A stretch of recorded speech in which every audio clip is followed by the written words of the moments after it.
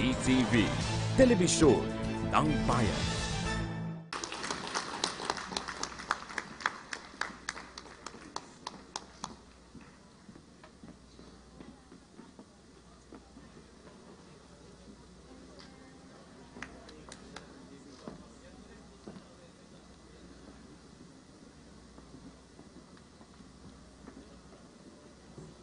Secretary, kindly sit down.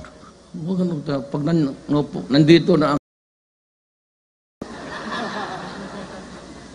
Secretary Mijaldia, the members of the Cabinet, Davao City Councilors who are here, for his adjourned, officials and employees of the whole Malacañang, my beloved countrymen, expect to pass to this world but once. Therefore, any good that I can do to any fellow creature, let me do it now. Let me not differ or neglect it, for I shall not pass this way again. That's the words in our dormitory. And almost all of, maybe all of us memorized this. It was written anonymous, but recently I found out, I forgot the name, but somebody really wrote it. I plead for the unity of the country, that we shall be freed of the communal wars. I plead for the next generation, that there will be Filipinos able, competent, healthy, and good. I plead for peace so that our citizens can move around any time of the day or night. And I ask everybody in government that together we will stop corruption. The very reason why until now we are still in the runway and we have been running at full length towards the stretch, and until now the Philippines has not really progressed for so many years.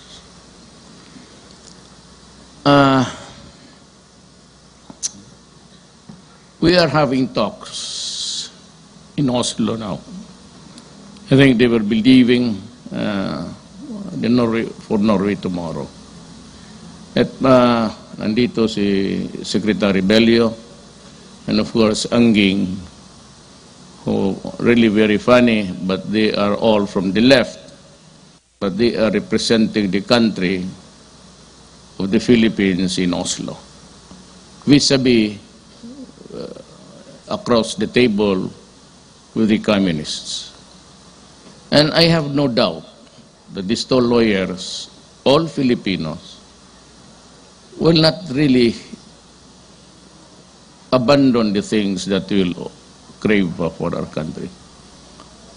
I know that yung mga left ay hangarin para sa ating bayan.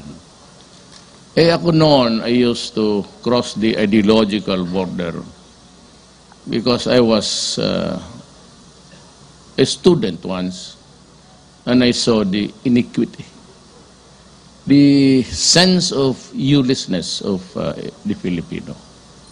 Nakita ko rin yung the other side, how should it be in government. Alam mo,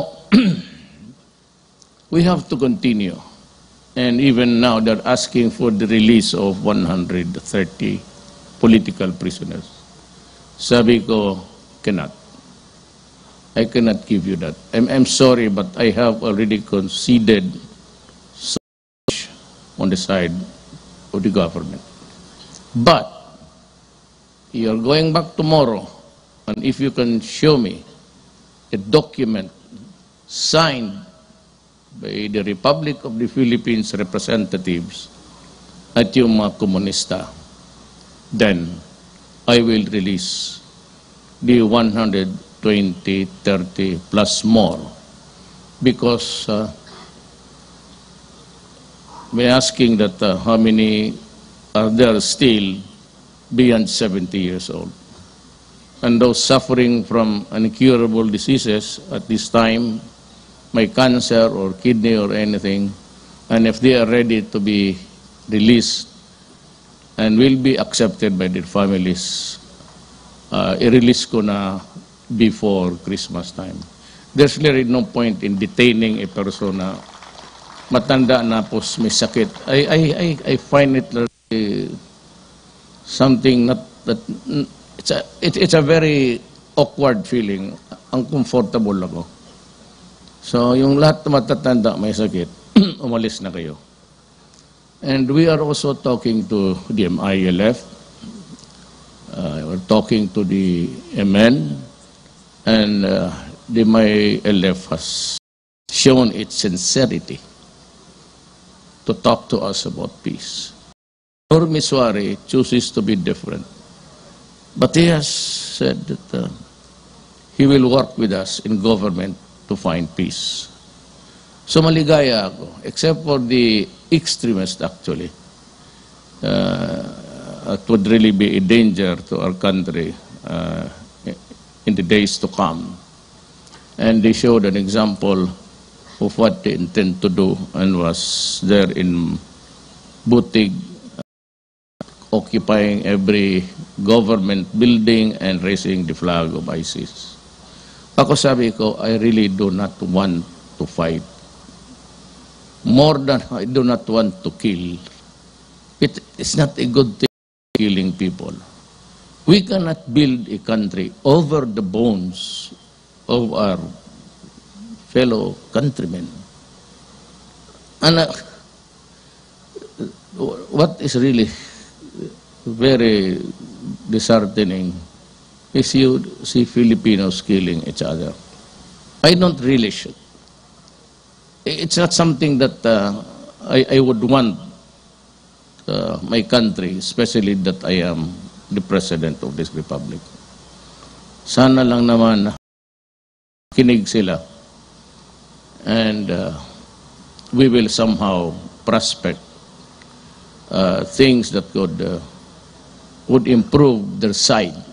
We can only guess. Ano nang hanap kami ng paraan para ma-accommodate kayo. And if just can hang on to that promise that we are looking below and above ground for a compromise on all of these things. Now, dito sa, I promised you corruption. Na it shall stop, and it will. Maniwala kayo, I will go hard against corruption. Talagang, I got a 5 billion check from Pagcor. And, well, half of it, or binigay ko kay, well, of course, it's Miss Secretary Tigualo, or yung sa DSWD, or whatever, yung sa health. That ibigay ko sa inyo, and I want every Filipino holding a resita of a doctor that could not find the money to buy the medicines. Sabi ko, ibigay ninyo yung 2 billion na yan this Christmas. Sabi ko na, ma'am, inyo na to, just see to it that it is not, the money is not lost along the way, that no corruption will take place. I am willing to, sabi ko, itong 2 billion, yun na yan. At ibigay ko sa inyo, lahat ng Pilipino nakikinig kayon. It's just, I think I got the check somewhere, sometime 4 days ago. And by this time, it should be ready for assistance. So, kayong Pilipinas nakikinig sa iyo, sa akin ngayon. May mga reseta kayo, go to the DSSD or hanapin mo ang inyong city health or the hospital itself. And we will buy the medicines for you. So, dito tayo sa nation building. We're talking about peace. But let me repeat my promise. There will be no corruption. I promise that. So it shall happen. Then I said, drug or the drug industry must be extinguished. And I'm working on it. Plus the criminality that has resulted into this kind of illegal activity that has produced 4 million addicts. You must remember that I entered Malacanang on a midterm, halos. And you must remember that the program of the previous administration was really to spend bottoms up. So I'm left only with the operating money to run this entity. Wala akong pera, kaya nung pumutok, and nobody really realized na ganon kalala. Of course, in Davao City, it was less of a problem because I was very strict. And my motto then, call it a motto, was that, do not destroy my country because I will kill you. And do not tinker with our youth. Do not deprive us of the next generation. Yung susunod sa atin, wag mong lukuhin ang mga bata. At, you are not strangers to what I'm saying. So, nangyari? Now, it happens now of this incident. Gusto kong magprangka sa inyo, yung mayor na who was served a warrant and then there was a shootout. Some say extrajudicial killing. Talagang pinatay doon. Look, may mga criticism sa akin. I accept it. That's part of the territory of being a president. But do not force me to criticize me, to force me to believe yung mga theory at mga assumption, even with the witnesses, na pinatay yung mayor sa loob ng prisuhan. Rather, as the head of government and the chief executive, the police is under me. So the PNP chief is under my supervision and control. I do not have to explain to you, the whole Republic of the Philippines and the critics, why I made the order for him just to sit down and do not remove him. Well, actually, Marcos was eventually removed. But I was there, yung talagang inalis na, sabi ko, no. Ilagay mo yan sa dyan. May purpose. Sabi ko, huwag ka na magtanong. Ay, protocol? We're all government employees. What do you mean protocol? I ordered the transfer or the retention. You asked me about protocol. There is no such thing as protocol. When there is absolute control and supervision, I can modify, amend, revoke any order in this executive department. Congress and Supreme Court, wala tayong pakialam. But as President, I do not have to give you the rationale or the reason why I ordered your reinstatement right away. It was not reinstatement. That was before. Actually, it was hold mo yung order mo. Kasi I have a purpose there. Huwag ka na magtanong kung ano. Ngayon, lumalabas. Well, of course, ako ang number 1 tuloy. So they are questioning my motive. Now, I knew before, maybe I knew about the operation. Then now, bago nila is ako ang nag-utos sa loob. Whatever the reason be, that's my discretion. I promise the police and the military do your duty, go out and find for these criminals. Arrest them if possible. But if they offer a violent resistance, and you think that your life is in danger, patayin mo. And that is my order until now. Now, sabi ng police, pag-serve nila ng warrant, lumaban at binaril nila. Tama. And I believe you because the police is under the executive branch of the government. Akin. So, sabi ko sa kanila, do not worry. Magtrabaho lang kayo. Just obey yung order ko na look for them and hunt for them.